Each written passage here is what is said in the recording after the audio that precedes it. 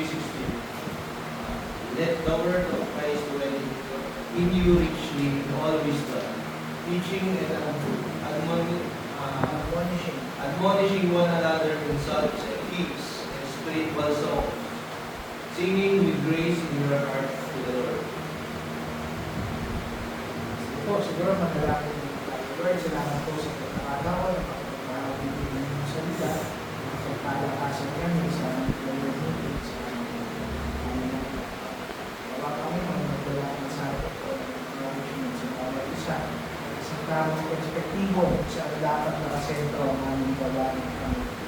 Tawag gawa kami ng mga Colossians 3:16. Parte ito ng sulat ni Paul sa mga taga-Colossians, kaya nga Colossians yung pangalan ng libro.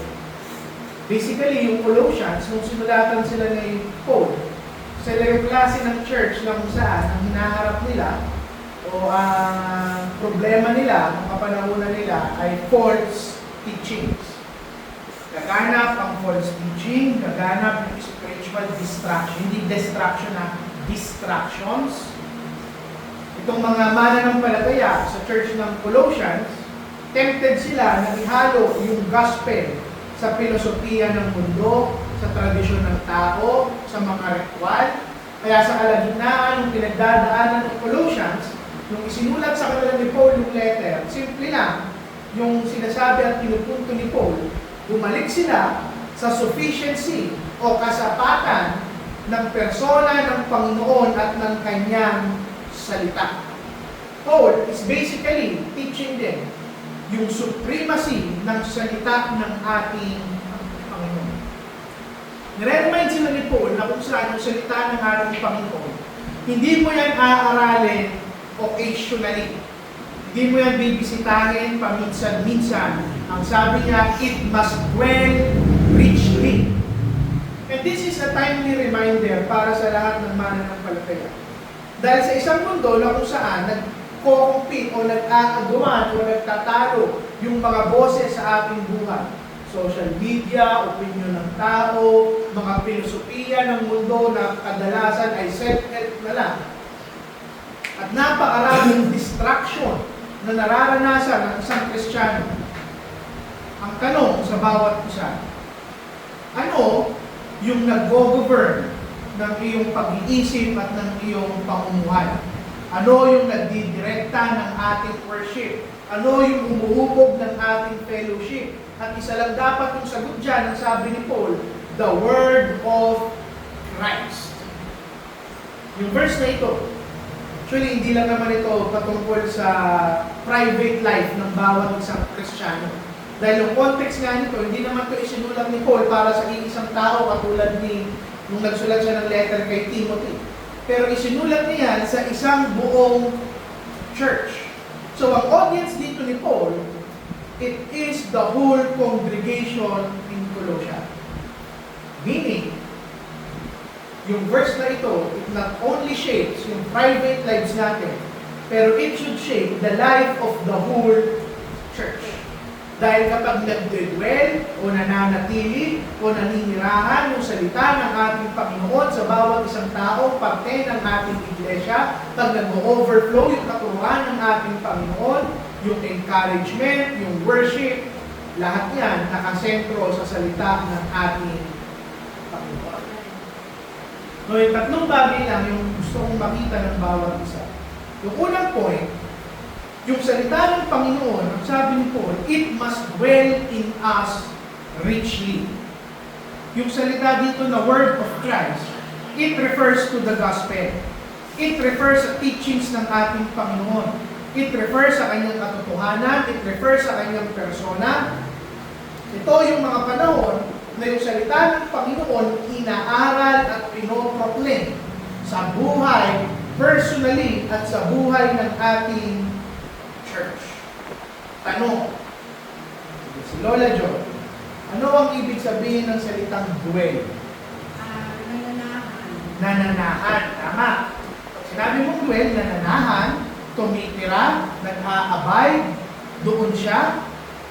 Charles, pag nananahan ka sa isang lugar o bahay, ilang beses ka umuwi doon sa isang araw? ay sa isang linggo? Araw-araw. Araw-araw. Doon ka natutulog, doon ka kumakain, doon ka pumupunta. Araw-araw. Now, ano yung punto?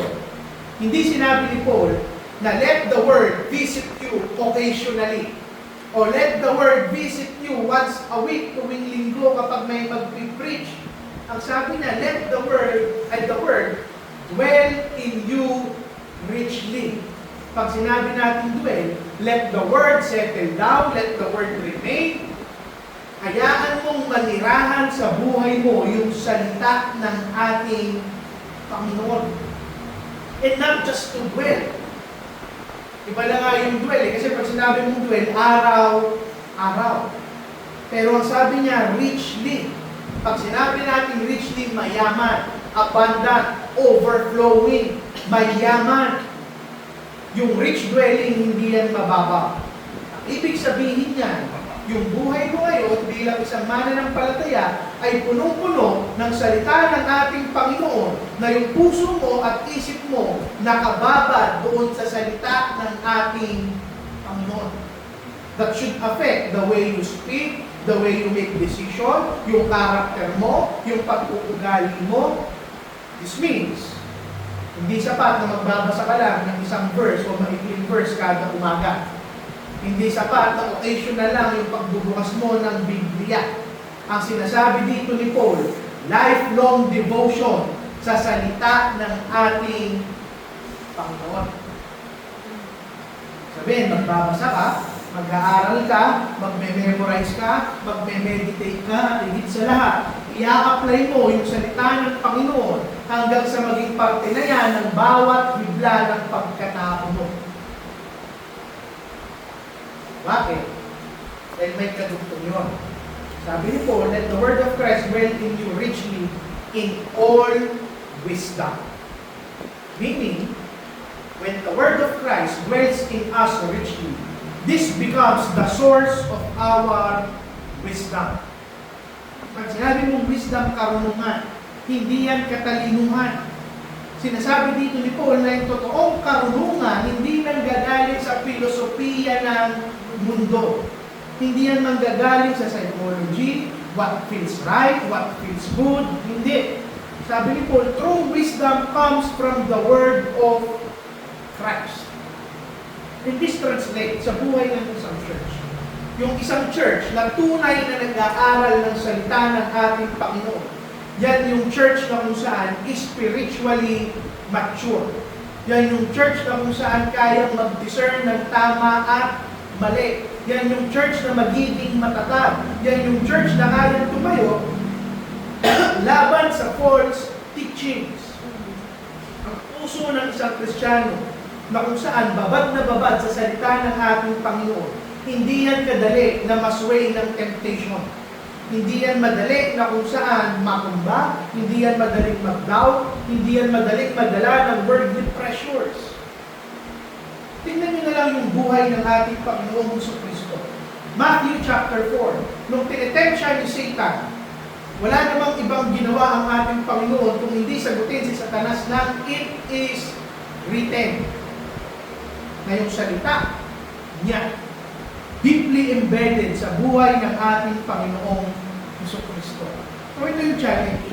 If Christ Himself leaned on His own words para paglabanan yung temptation, how much more tayo? So, church, kailangan natin tanungin yung ating mga sarili. Is the Word of God dwelling in me and dwelling sa ating iglesia? O occasional lang na bisita sa buhay mo yung salita ng ating Panginoon. O tuwing araw ka lang ng linggo nakakarinig ng salita ng ating Panginoon. Do you meditate sa salita ng Panginoon araw-araw? At hinahayaan mo ba yan na hubugin yung priorities mo, yung ugali mo, yung responses mo?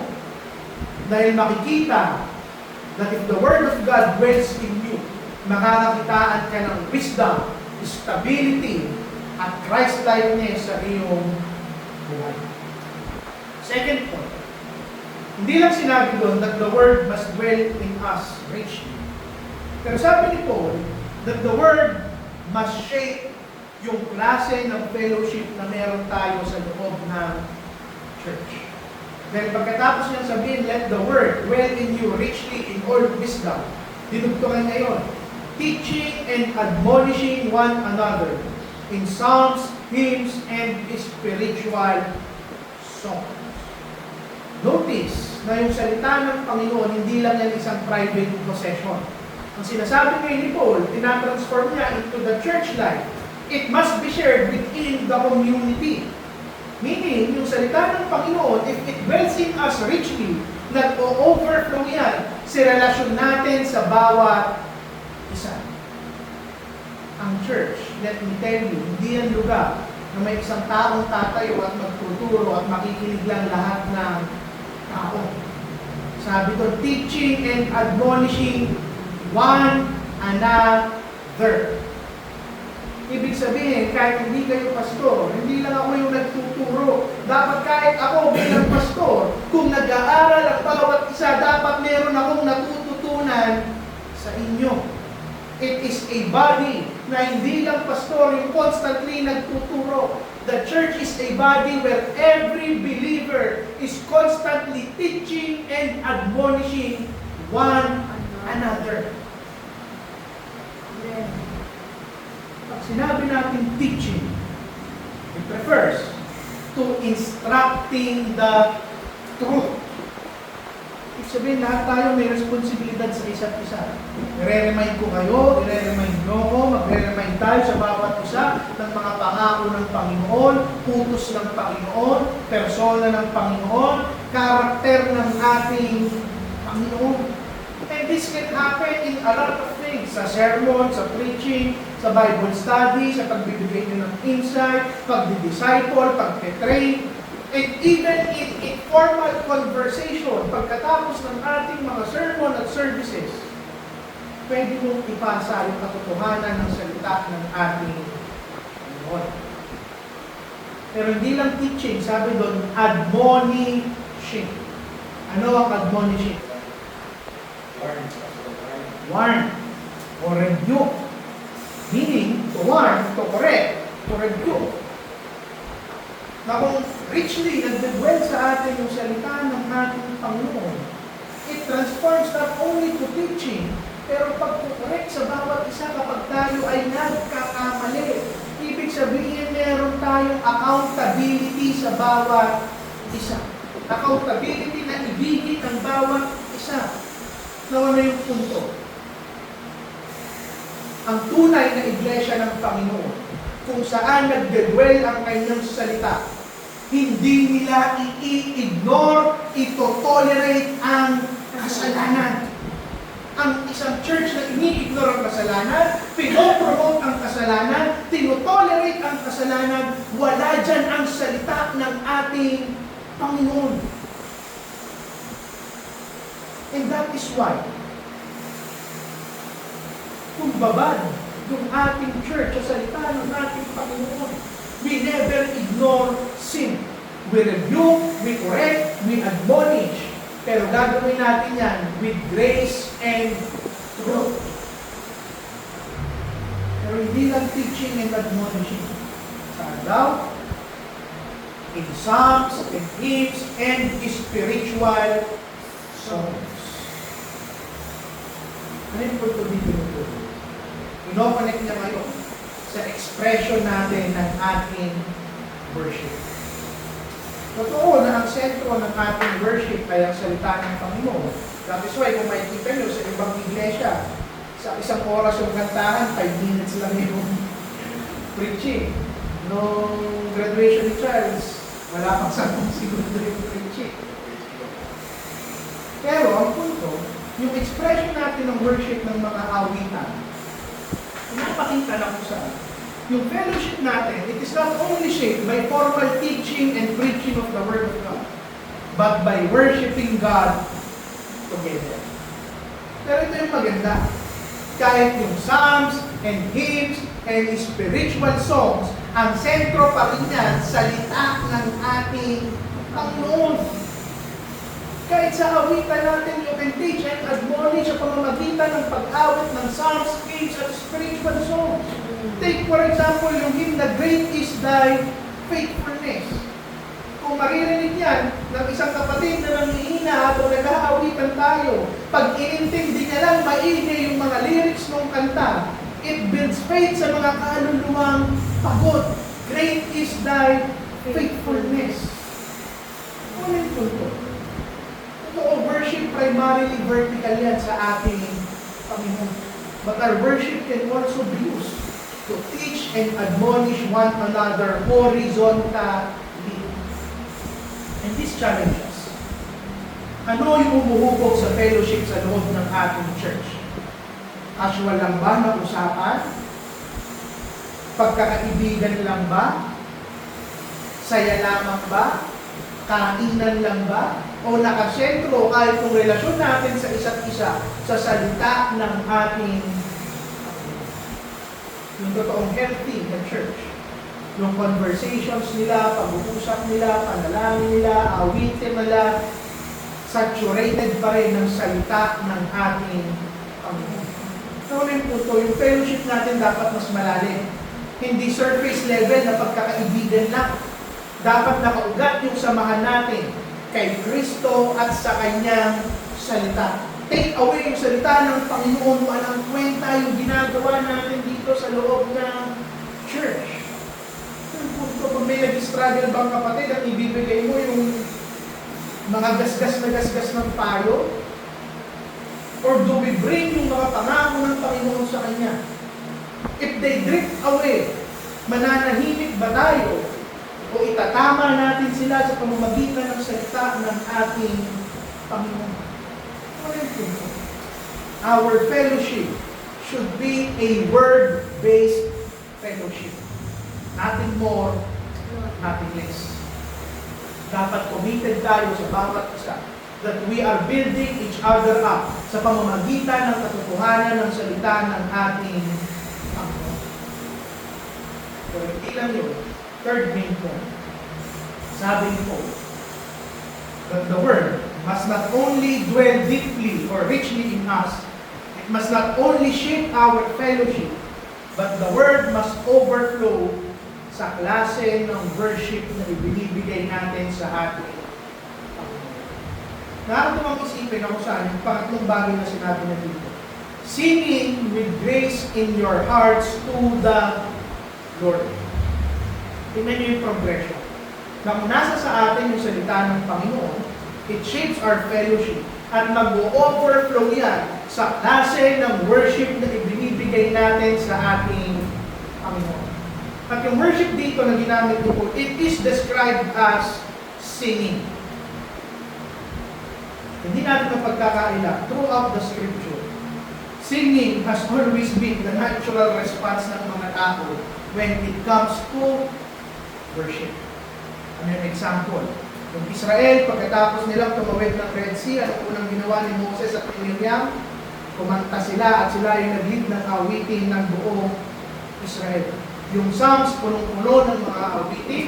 Even in the New Testament, pagkatapos ng Last Supper, ano yung unang ginawa ng Panginoong Jesucristo at ng kanyang mga disipulo? Kumanta sila ng hymns. Matthew 26. Revelation. Pero, nasabi dito ni Paul, we are not talking about yung manner ng singing. External lamang dahil pwede kang kumanta. Pero ang mahalaga sa ating Panginoon, sabi doon, singing with grace in your hearts. Ibig sabihin, tunay na worship ang gagaling sa isang puso na tunay na binago ng salita ng ating Panginoon. Anyone can sing hymns sa kanilang mga bibig. Pero yung tunay na mananampalataya lang, na busog ng salita ng Panginoon ang kayang umawit ng may kagalakan at pasasalamat sa ating Panginoon. Yung ibang iglesia, they give so much focus sa awitan because they think that their performance glorifies God. Yung tugtog nila, yung liveliness ng kanta nila, yung pagsayaw nila, na ito yung mga bagay na magpapasaya sa ating Panginoon. No. Kahit sintunado ka ba, hindi sinabi ni Paul na dapat maganda yung boses mo. Ang sabi niya, singing with hearts, grateful sa ating Panginoon. Yung mga umaawit ng may pusong binago ng salita ng ating Panginoon. Nung sa Santola, music ministry ba tawag ko, o teaching, tinuruan ko yung mga writer. Sabi ng pastor na nagturo, wala akong pake kung sintonado ka, kumanta ka para sa ating Panginoon. Dahil isang simpleng awiting na kinanta galing sa isang pusong puno ng salita ng Panginoon, it is far more pleasing to God sa isang elaborate performance na hindi naman nakasentro sa kanyang salita at nakasentro lang doon sa mga taong kumakanta at nagpe-perform. It is not worship, concert yun. Performance yun. Notice yung direction ng worship para daw kanino, sabi ni Paul, to the Lord. Meaning, anong sinasabi ni Paul? Worship is not entertainment para sa congregation. The reason why we sing songs and hymns is to offer it to Christ. Ano yung sinasabi ni Paul? When the Word of God dwells in us richly, dito nababago yung klase ng worship ng tao. It's no longer man-centered, it becomes Christ-centered. Kung magmula sa awitan, hanggang sa pagtuturo, hanggang sa panalangin, ay lahat nakasentro sa salita ng Panginoon, it becomes Christ-centered. Now, this should challenge us as well. Evaluate our worship. Magmula sa pag-awit, pagbibigay, paglilinis, pagkanta, pagtuturo. Are we doing that out of habit? So, ginagawa natin yan dahil masaya tayong sumasamba sa ating Panginoon. Do you approach worship na parang isang consumer na papasok ka sa church at may inaasahan kang makukuha out of your worship? Or do you go here dahil masaya ang puso mo, na busog ka sa salita ng Panginoon at handa kang ialay yung araw at buhay mo sa ating Panginoon? When the church gathers to sing, to preach, and to teach yung salita ng Panginoon, we are collectively declaring yung katotohanan ng persona ng ating Panginoon Hesus Kristo. Further, ang Panginoon. Sabi ni Paul, paano ka kakanta? Paano ka mag-worship? With grace. Ang context ng grace dito, gratitude, pasasalamat, thanksgiving, that you are fully aware that you have to be thankful dahil tinanggap mo yung unmerited favor ng ating Panginoon. And when the word dwells in us richly, nire-remind tayo ng salita ng Panginoon kung sino ka ba sa kanyang mga kapatid. A sinner, forgiven, redeemed, at inibig ng ating Panginoon. And that should cause your heart that you cannot help yourself but to sing hymns, songs sa ating Panginoon. Ano lang yung isang worship na puno ng kanyang salita, na masaya at may pagpapasalamat. This is the Christ-centered worship. At hindi mo yan kayang gayahin at i-manufacture at gawin sa pamamagitan ng emosyon. Pero nanggagaling yan sa isang puso na naturally punong-puno at busog na busog ng salita at ating Panginoon. Now, dito natin tatapusin. This verse is not simply a call to read more scripture or to sing more songs sa loob ng ating church. Pero panawagan niya, nahayaan natin na yung kanyang persona at kanyang salita ang maging sentro ng lahat ng bagay sa ating iglesia. Magmula sa ating mga personal na buhay, sa community natin bilang isang church, sa fellowship natin, at higit sa lahat sa worship natin. May our church be where the word of Christ dwells richly. Dito muna natin tatapusin ang ating devotion. Sino po ang may insight or prayer request?